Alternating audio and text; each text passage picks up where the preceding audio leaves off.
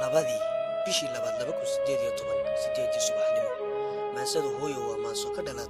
ka dhalatay maray isheedu ku dhacday wiil hooyadii ku afcelinayay ulana dhaqmayay si aan u qalmin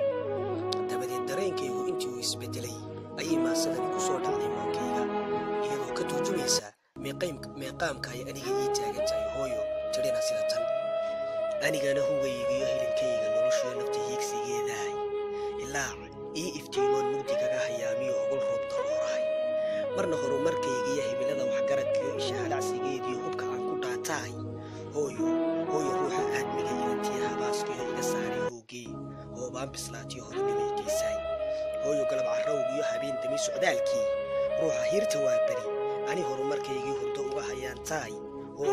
hooyo ruux dhibaatada dhaawaca habeef iyo hoosiis qabow iyo heeliga nugu tahay hantaaqada haleeshee hafrashiyo kadeediyo aadmi hoog la mari karo hubaan adiga mooyee ruux kale ma hanan karo ma hagaajin karo ani hooyo lama huraanee hadallada nasteexada dabka hura baktiin kara bulshadana hirdoogliyo hilib toosan marin kari hooyo adiga mooyee ma haleelo ruux kale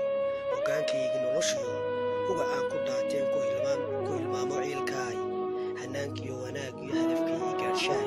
rabbi hooyo kaayeen kuwa loo hadheeyey hoosiiska weheshada jannadana